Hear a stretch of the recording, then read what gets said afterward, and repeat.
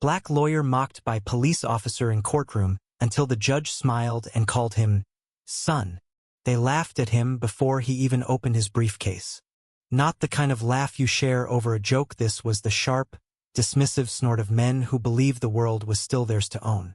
Malcolm Reed stood frozen just inside the courtroom doors, the scent of varnished wood and old anger washing over him. The ceiling fan buzzed faintly above, slicing the silence like a slow, tired guillotine. 3 white officers in uniform were huddled near the prosecutor's table. One of them, a grizzled man with a badge that read T. Madsen, leaned in, whispered something, and the others burst out laughing. Malcolm heard it. They wanted him to.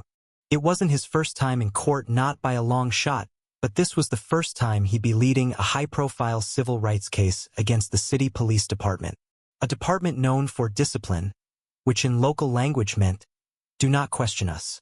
He adjusted his tie and walked toward the defense table. His client, Mrs. Lena Brooks, sat beside him, a 63-year-old black woman with eyes that had seen too much and said too little. Her hands trembled in her lap.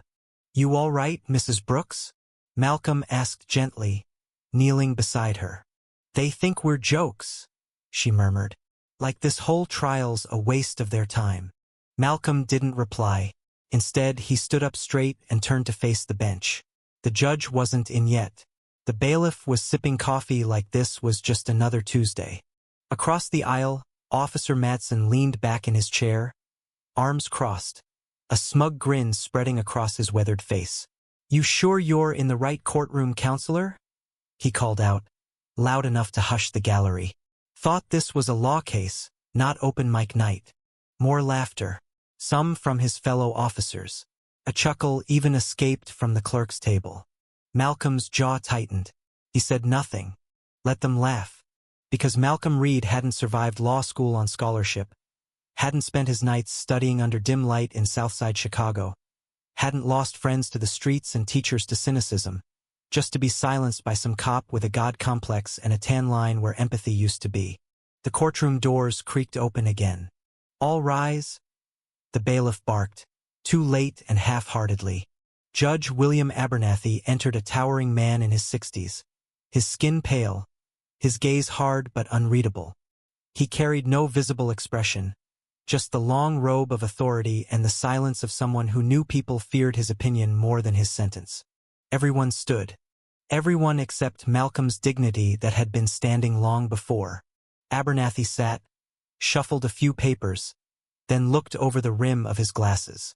"Mr. Reed," he said, voice deep and calm, "are you ready to proceed?" "Yes, Your Honor." "Then begin." Malcolm approached the jury box. 12 faces, mostly white, 2 black. 1 Hispanic looked back at him with varying degrees of skepticism, curiosity, and something else. Expectation. Like they were waiting to see if the man in the tailored navy suit with skin the color of defiance could actually deliver what he claimed. He didn't start with facts. He started with a name. "Lena Brooks," he said slowly, letting the name land, "is a grandmother, a retired school cafeteria worker. She's never held a weapon in her life. She's never broken a law. She bakes the best sweet potato pie in the entire state, and on the night of April 3rd, she was thrown to the ground by Officer Madsen and handcuffed in front of her granddaughter for asking why her car was being towed." Silence. Malcolm turned and gestured toward the officer, who sat unbothered. Chewing gum like this was beneath him. She asked a question. He broke her wrist. There it was, the truth, uncloaked. "You're going to hear arguments," Malcolm continued.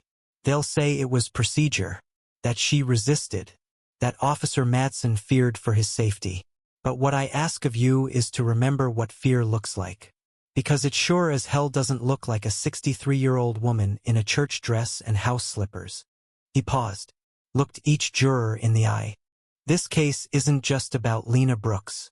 It's about the line between power and protection, and how often that line gets erased when the person on the other end isn't white." The room held its breath. Then came the cough, forced, deliberate, from the prosecution table. Assistant DA Carla Jennings, white, mid-30s, well-groomed and professionally cold, stood and gave a practiced smile. Your Honor, if I may respond. You'll have your turn, Judge Abernathy said, eyes still fixed on Malcolm. Mr. Reed, continue. And so he did. For the next 30 minutes, Malcolm laid out timelines, body cam footage excerpts, police transcripts, and the fact that the official report was missing 2 crucial pages, both of which mysteriously reappeared after internal review heavily redacted. He had the jury leaning in. Even the judge leaned back, arms crossed, but his expression now tinged with a curiosity Malcolm hadn't seen before. And yet, every time Malcolm spoke, Madsen smirked. During recess, Malcolm stepped outside into the hallway, breathing hard. His hands trembled not from fear, but from memory. 3 years ago, he'd been pulled over for fitting the description. The description was black male in a suit driving a Lexus. He never told anyone how the officer had made him lie on the concrete while rain filled his ear. He never forgot. Back in the courtroom, as Mrs. Brooks took the stand, Madsen leaned back again, chuckled to one of the other officers, and whispered, but Malcolm caught it. She should have just kept her mouth shut. It was quiet, but loud enough. Something shifted then. Judge Abernathy's head rose. He'd heard it too. He adjusted his glasses, then slowly turned his gaze to Madsen. Officer, he said sharply, you find something amusing? The officer stiffened. No, Your Honor, because I've seen many men smile in my courtroom, but rarely at the expense of their own integrity. Madsen didn't reply. Abernathy looked back at Malcolm. His face softened just a fraction. Proceed, Mr. Reed. The rest of the day blurred into statements and objections, and the occasional dismissive glance from the defense. When the jury was dismissed, the court began to clear. But Malcolm remained seated, organizing his files. Judge Abernathy hadn't left yet. He remained behind the bench, silently watching the young lawyer pack up. Then he spoke low, unexpected. You remind me of someone. Malcolm looked up. Sir. Abernathy's gaze lingered, a faint smile playing at the edge of his mouth. Then, in a voice too quiet for most to hear but clear enough for Malcolm. My son, he passed 10 years ago. He believed in justice, and he never once let men like that. A brief glance toward Madsen, tell him who he was. Malcolm swallowed hard. Thank you, Your Honor.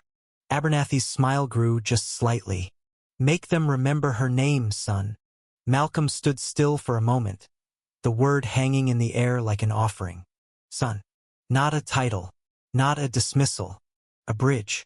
And in that moment, a courtroom no longer felt like enemy ground. Felt like history waiting to be corrected. Malcolm didn't sleep that night. The hotel mattress was too stiff, the air conditioning too loud, and his thoughts, those were the real culprits. He lay on his back, staring at the ceiling, watching the shadows twist with every passing car outside the window. Every word, every smirk, every look from the courtroom replayed in his mind like broken film. He had delivered a strong opening. He knew it, but strength alone didn't bend verdicts in this town, and certainly not in this case. The police union had already sent out a press release. An officer with 22 years of service, under attack by a lawyer looking to make a name. It didn't mention Lena Brooks. Not once. At 4:15 a.m., Malcolm rose, brewed hotel coffee, and opened his laptop. He spent the next 3 hours preparing for cross-examination. By 8 a.m., he walked back into the courthouse and noticed the shift immediately. People were watching him differently. Courtroom staff nodded curtly. One of the black janitors gave him a subtle fist to the chest, not a salute, not quite, more like, we see you. Even Jennings, the ADA, seemed less sure of herself. But the smirk was still there on Madsen's face. Now joined by his union lawyer, Charles Wexler, the type who called black men articulate, and thought it was a compliment. Wexler rose during pretrial motions and asked to have the plaintiff's character called into question. She once refused to leave a city bus stop when asked, he said, adjusting his glasses. She has a pattern of non-compliance. Malcolm stood. That was in 1969. It was a civil rights protest. Exactly, Wexler said flatly. Judge Abernathy looked unimpressed. Motion denied. Wexler tried not to flinch.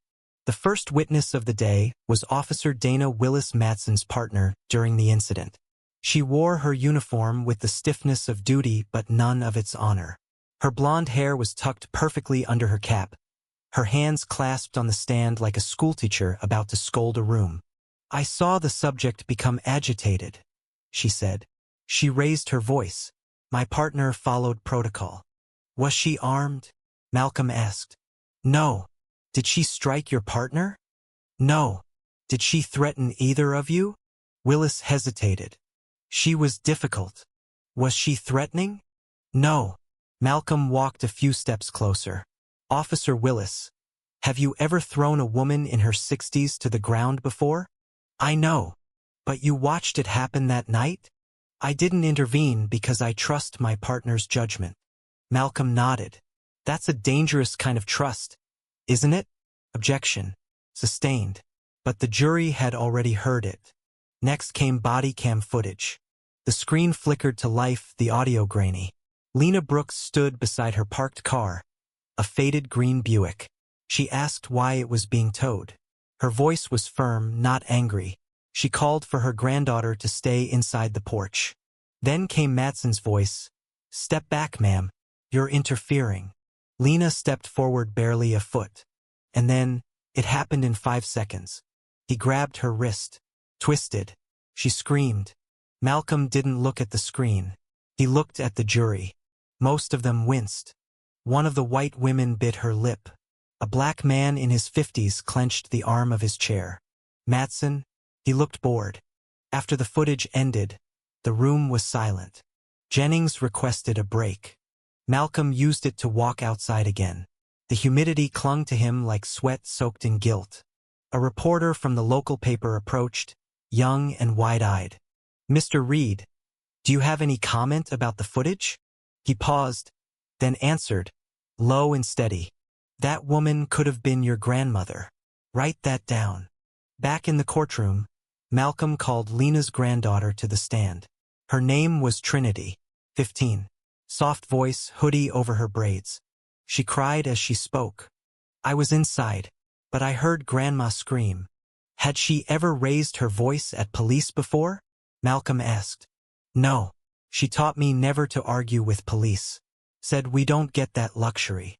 Jennings tried to rattle her. "Are you sure she didn't say something threatening?"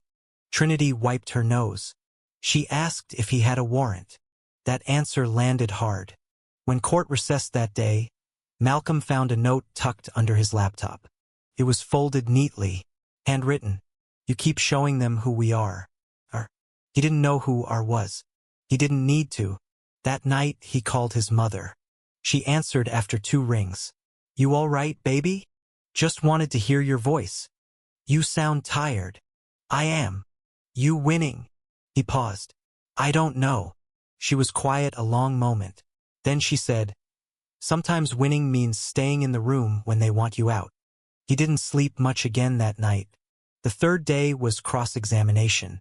Matson took the stand like a soldier taking command. He sat upright, hands visible, wedding ring gleaming, jaw tight.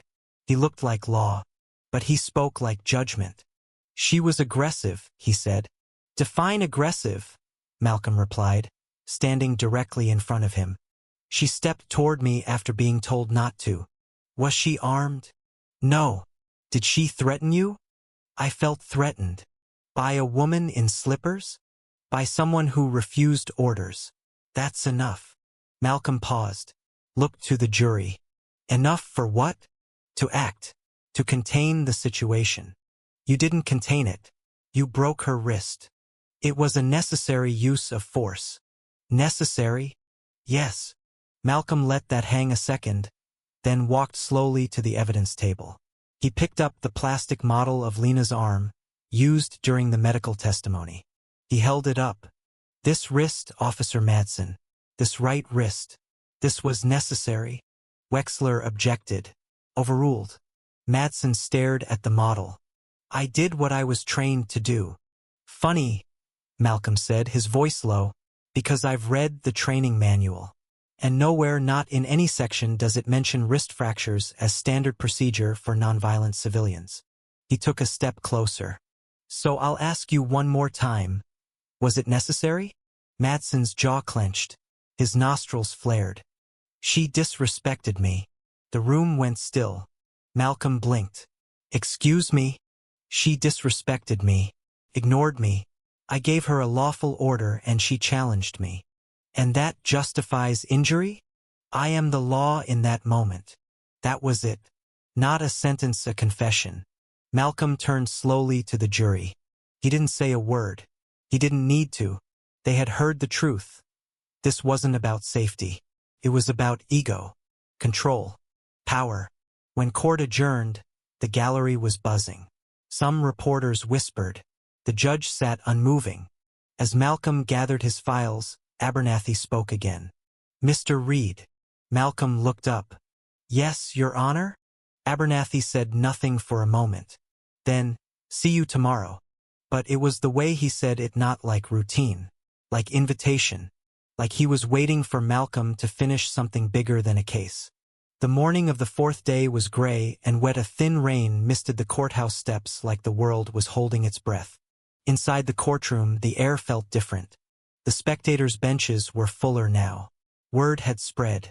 Civil rights organizers sat beside retired teachers. A few law students scribbled furiously in notepads.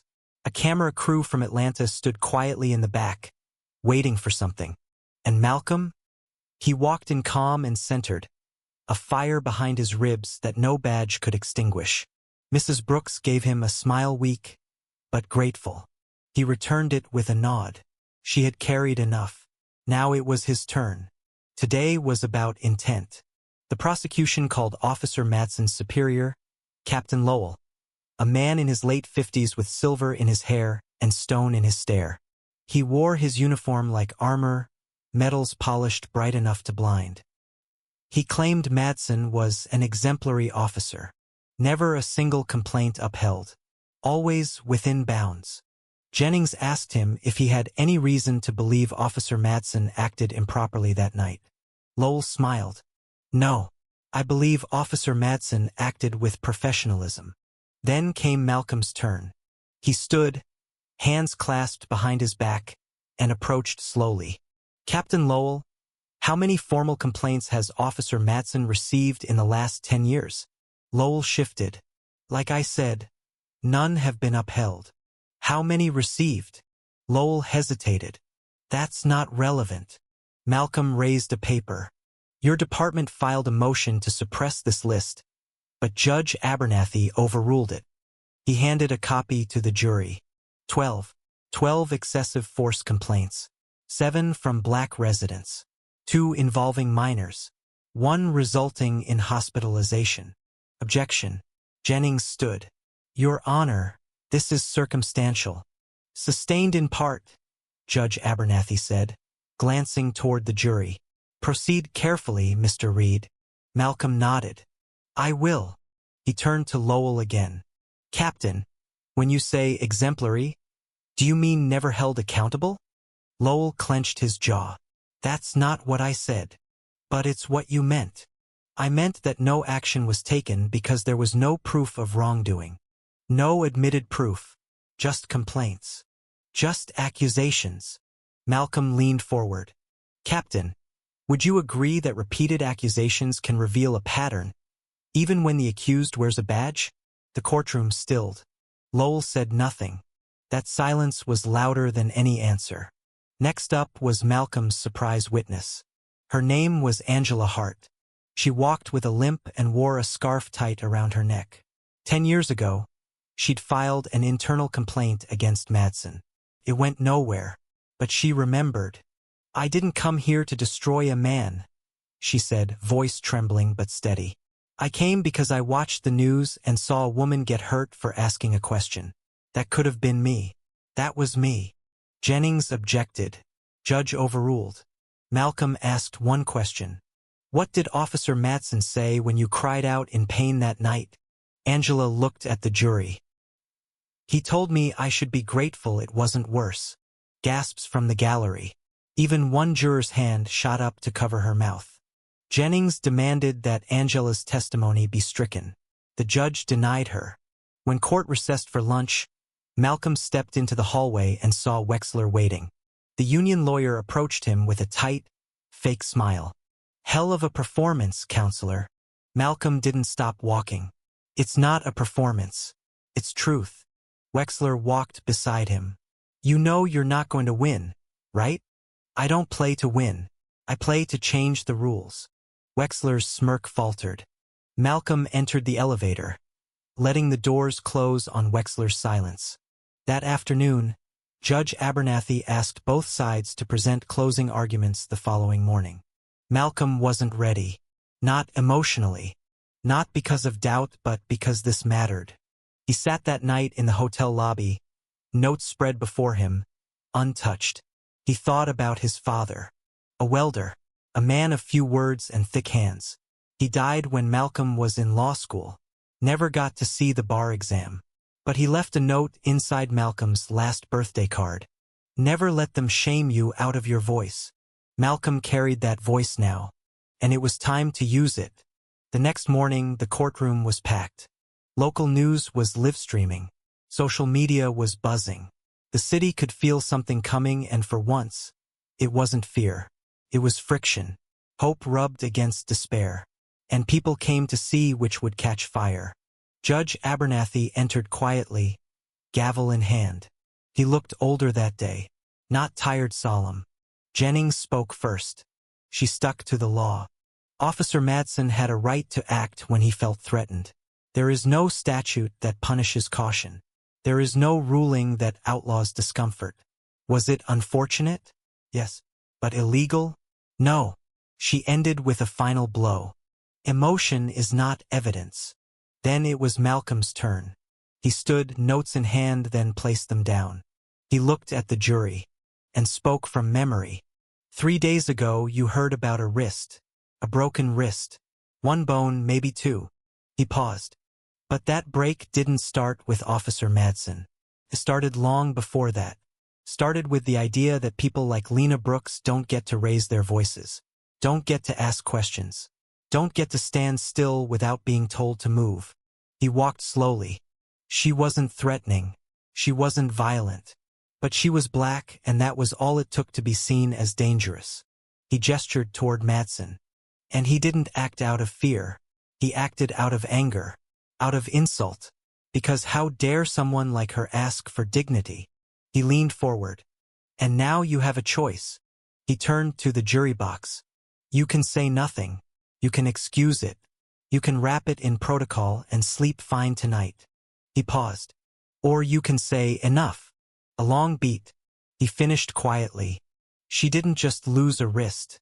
She lost her trust. And if you don't return her name, at least return her justice." The courtroom was silent. Even Madsen wasn't smiling now. Judge Abernathy dismissed the jury. Malcolm sat, breathing like he had just swum across a storm. The wait began. The jury took 4 hours. Long for some, short for others.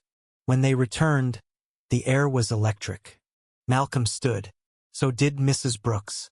The forewoman, a white woman in her 40s with sharp eyes, rose and read. "We find in favor of the plaintiff, Lena Brooks. The defendant is liable for excessive force and civil rights violations. We award compensatory damages of $350,000 and punitive damages of $1.2 million. The room exploded not in noise, but in breath. People gasped. Some cried. Lena's knees buckled, and Malcolm caught her before she fell. Even Jennings looked stunned. Wexler looked pale. Madsen said nothing. Judge Abernathy tapped his gavel for order, then looked at Malcolm, and said softly, "Well argued, Mr. Reed." Malcolm nodded. But then the judge leaned forward, voice lower now, deliberate. "You made them see her. That's what justice really is." And then, just loud enough for only Malcolm to hear, "Proud of you, son." Malcolm froze. That word again. Son. No mockery. No performance. Just a bridge between what was and what could be. The courtroom emptied slowly. Some lingered just to breathe the air a little longer, like maybe justice had changed the oxygen. Malcolm stayed behind. Mrs. Brooks had already left, surrounded by community leaders. her arm gently wrapped in a sling, her eyes brighter than any money could buy. She whispered to Malcolm before leaving, "You gave me back my name." And he whispered back, "No, ma'am, you never lost it. They just stopped saying it right." He sat alone on one of the benches, hands folded, jacket off, tie loosened. It was finally over. Or maybe just beginning. The bailiff approached and nodded toward Judge Abernathy's chambers. "He wants to see you." The judge's office was lined with books older than Malcolm, and portraits of men who'd never smiled in oil. Abernathy sat behind a desk cluttered not with power, but paper motions, briefs, the broken grammar of justice still being written. He gestured Malcolm inside.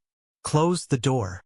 Malcolm obeyed, curious, exhausted. Abernathy folded his hands. "You ever wonder why I took this case?" Malcolm hesitated. "I assumed rotation." The judge snorted. "Nothing's random in this courthouse." He leaned back. "I watched you, years ago. Your first case. Shoplifting defense. You were what, 26? 25. You made the jury cry over a candy bar." Malcolm smiled faintly. "He was stealing for his sister. She had diabetes. He was scared. You made them feel that. Made me feel that." The judge stood, walked to the window. Rain still fell outside, softly tapping the pane.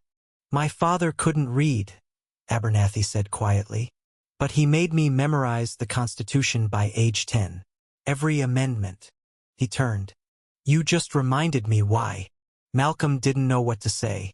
The judge offered a small, almost shy smile. "You made them see past uniforms, past assumptions, into the damn marrow." A pause. "Don't stop." Malcolm swallowed hard. "I don't plan to." Abernathy's voice dropped again. "When I called you son, I didn't mean boy. I meant heir." Malcolm felt the weight of it. The difference. The acknowledgement. The passing of something real. "Thank you, sir." "Don't thank me. Go build something bigger than this courtroom." Outside, the sky was breaking open. The rain had stopped. Malcolm stepped into the light drizzle anyway, arms bare. He let the cool mist touch his face, wash away the weight. A small crowd was waiting on the steps. Reporters, activists, strangers, and Trinity, Lena's granddaughter. She walked up to him slowly, holding a notebook. "I wrote this," she said shyly, "for school. After the second day of trial." She handed it to him. The cover read, "Why My Grandmother Doesn't Bow." He flipped to the first page. It was raw, poetic, beautiful. It ended with, "They tried to bend her bones but forgot her spine was made from people who never had the option of surrender." Malcolm looked up. "You're a writer." She smiled. "I want to be a lawyer." He chuckled. "Even better." Trinity stepped closer. "I used to think all lawyers wore suits and didn't cry, but you made it okay to care." That one hit him deeper than any verdict. He crouched a little, lowered his voice. "You don't have to be loud to matter, just honest, and fearless even when it shakes." She nodded like she already knew. He looked around. Camera crews were still waiting, ready for a statement, ready for a quote. He gave them one. Today wasn't about making history. It was about ending a habit. Flashbulbs popped. He turned and walked away. 2 weeks later, Madsen was suspended without pay. 3 months after that, he quietly resigned. The city settled 3 other complaints out of court. Lena used part of her settlement to start a community legal aid clinic in Malcolm's name. He refused at first. She insisted. Let them remember who stood up when sitting down would have been easier. But this isn't a story that ends neatly, because stories about race, power, and dignity rarely do. Malcolm knew that. He felt it every time he walked into court and saw the eyes that still doubted. The smirks. The whispered he's just lucky. But he also saw something else now. A change. A crack in the armor. More young lawyers of color showing up in courtrooms. More community members staying through trials. More judges, even the skeptical ones, pausing before assuming guilt. And in every corner of every courthouse, someone whispered his name with pride. Not because he was perfect, but because he fought. One day, a year later, Malcolm received a letter in the mail. No return address. Inside was a newspaper clipping from 1961. A courtroom photo. A young black man in a suit too big for him standing before a white judge. The headline read, "First Negro attorney to argue civil rights case in Randolph County." On the back, written in faded ink, "It's your turn now, R." He kept it framed on his desk. The last scene of the story? Not a verdict, not a gavel, but Malcolm standing in a classroom at a community college, surrounded by students black, brown, white, mixed, all eager, all asking the same question. How do we change the system? He smiles and says, "You don't wait for permission," and then adds, "You show up, you speak truth, and when they laugh you make them listen." The room goes quiet, and from the back someone claps. Not loud, but steady. Then another, until the room fills with the sound of belief. And Malcolm stands there, not as a lawyer, not even as a symbol, but as a man who remembers. What it costs, what it means, and why the fight is never over. The end.